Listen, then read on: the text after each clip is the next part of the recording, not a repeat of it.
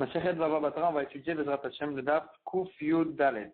On reprend à la quatrième ligne aux 2 points. Itma, Kinyan. Donc les Chachamim ils ont dit un Kinyan. On a une vente. Quand 2 personnes ils s'assoient ensemble, Reuven, ils vendent quelque chose à Shimon, donc ils font un acte de vente. Ad et Matai Choser. Jusqu'à quand il peut annuler la vente?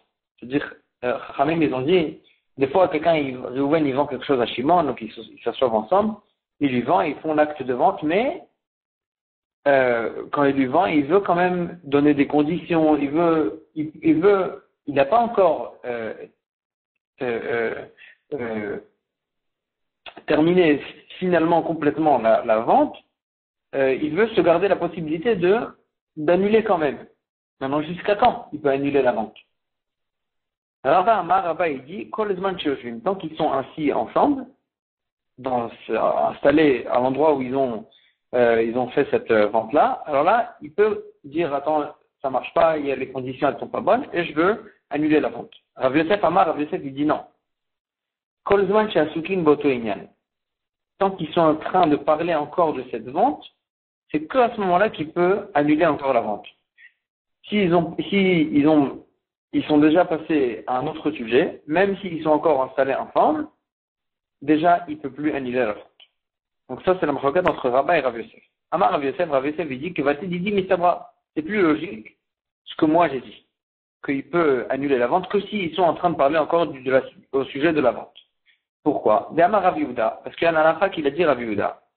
3 personnes qui sont venues pour visiter un malade, et le malade en question, il leur a fait le testament et il voulait non pas partager ses biens après sa mort, mais il voulait les partager dès maintenant. Il a dit, je veux partager mes biens de mon vivant. Et donc il a dit, donnez ça à un tel. Et là, Rabbi Yehuda il dit, Ratsu Kotvin, Ratsu Osindin. S'ils voulaient, ces 3 personnes-là, ils peuvent écrire ça et finaliser ce don qu'il voulait donner. Et Ratsu Osindin, il pouvait, même s'il voulait, partager physiquement les biens et finaliser complètement la chose même physiquement. Comme ça, il a dit Rav Yehuda. Et maintenant, Rav Yosef, il analyse et il dit Ve'isal Kadatar. Et si tu penses, Kolzman Shioshvim, que généralement, dans un kinyan, tant qu'on est assis, on peut annuler la chose. Alors là, ici, comment il pouvait physiquement donner ce que le malade, il a dit? Pourtant, l'Irouche, Dilma Darbe, peut-être que tant qu'ils sont encore installés, il va revenir sur son envie et il va vouloir annuler ce don qu'il voulait donner, ce malade. Et si tu vas le partager, déjà c'est bien, avant, tant qu'ils sont encore installés, tu vas en fait rentrer dans un problème que tu as déjà partagé quelque chose qu'en fin de compte il va annuler. Et donc il dit Rav Yosef, tu es obligé de dire que non, il peut annuler la vente que tant qu'ils sont en train de parler de ça. Et donc c'est pour ça que ici, quand on a dit que ils peuvent partager les biens du malade, c'est qu'après qu'ils sont passés à un autre sujet, que le malade il pouvait plus annuler ce qu'il a fait, le kinyan, l'acte de vente qu'il a fait, et donc là il pouvait partager. Comme ça il prouve Rav Yosef comme sa propre shita. Amar Ravashi il a dit Amrite leshmate kamed Rav Kahana.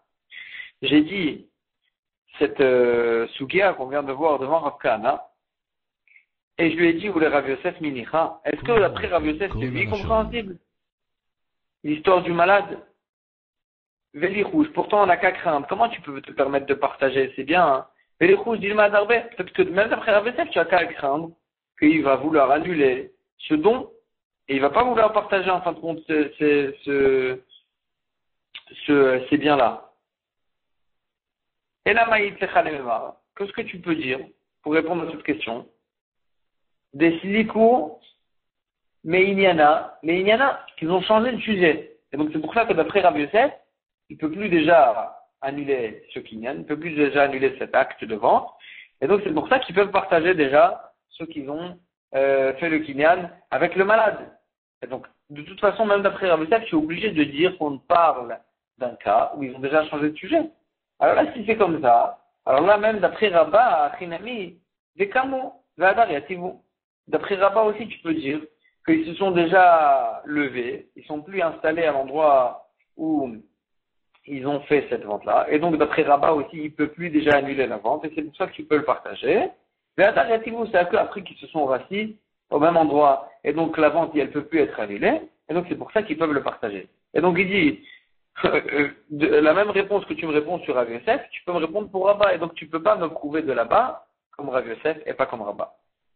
Mais quand même, la Gemara, elle dit, c'est vrai qu'on n'a pas ramené de preuves, quand même, Vehil Cheta Kevate de Rav Yosef, la halakha elle est comme Rav Yosef, dans les trois halakhot suivantes, Bessadé, dans la halakha que Rav Yosef il a dit au sujet d'un champ que des frères héritent, donc ils doivent se partager entre les frères. S'il y a un des frères qui avait un champ voisin, il ne peut pas demander et exiger de recevoir la partie du champ qui est voisine à son champ, qui lui appartenait déjà, mais si les autres ils veulent d'Afka cette partie de champ, ils doivent se partager aussi. Il ne peut pas exiger que toute cette partie qui est proche à son champ lui revienne dans sa partie qu'on partage, que les frères ils partagent entre eux. Ça c'est ce qu'il a dit Rav Yosef Bessadé. Donc la halakha elle est comme lui. Dans Inyan, ça c'est la halakha qu'il a dit chez nous. Et Rav Yosef il dit tant qu'ils sont dans le même sujet, dans le même Inyan, il peut annuler la vente. Dès qu'ils ont passé à un autre sujet, il ne peut plus annuler la vente. Ça aussi la halakha est comme Rav Yosef. Ou Mersa, troisième halakha qu'il a dit Rav Yosef et que la halakha est comme lui. Mersa, si un homme il dit à sa femme, je veux que tu hérites, toi et tes enfants, mes biens. Comment partager? Est-ce qu'ils vont les partager de part égale, elle et les enfants, ou bien elle prend la moitié, et les enfants, ils se partagent de l'autre moitié. Ça, c'est ce qu'il a dit Rav Yosef, et la halakha, elle est comme même. Il voulait, l'intention de l'homme, c'était de donner la moitié à sa femme, et l'autre moitié que les enfants, ils se partagent. Donc là aussi, la halakha, elle est comme Rav Yosef. Aïcha et Bna, on a vu dans la Mishnah que la femme, vis-à-vis de son fils, elle lui fait hériter ce qu'elle a, mais elle ne l'hérite pas. La mère, elle n'hérite pas son fils. Et la même chose pour la femme vis-à-vis de son mari. Elle, le mari, il l'hérite, mais elle n'hérite pas le mari. La Gemara, elle s'étonne, elle dit, ça c'est une répétition. À tout la manie, pourquoi tu me le répètes? À Tanel Recha, pourtant on a vu ça dans la Recha? Dans le sens inverse, dans le début de la Mishnah, elle nous l'avait déjà dit. On a vu là-bas, Haïsh et Imo, Haïsh et Ishto, qu'un homme pour sa mère, il l'hérite, mais il ne la fait pas hériter. Et Haïsh et Ishto, un homme vis-à-vis de sa femme, il l'hérite, un homme il hérite sa femme, mais sa femme elle ne l'hérite pas. Donc on a vu déjà ça, dans la Recha, juste maintenant tu m'as dit dans le sens inverse. Mais ça revient même. Pourquoi on nous répète ça? La Gemara a dit, Akamash Malan, c'est venu nous apprendre, et Isha et Bna, que la femme vis-à-vis de son fils, Dunia de Isha et Bala, elle a le même statut que la femme vis-à-vis de son mari. Que quoi? Par rapport à quelle halakha? Ma Isha et Bala, de la même manière qu'une femme vis-à-vis de son mari. C'est vrai que le mari, il hérite sa femme. Mais, si le mari, il est mort avant sa femme, alors là, quand la femme, elle va mourir,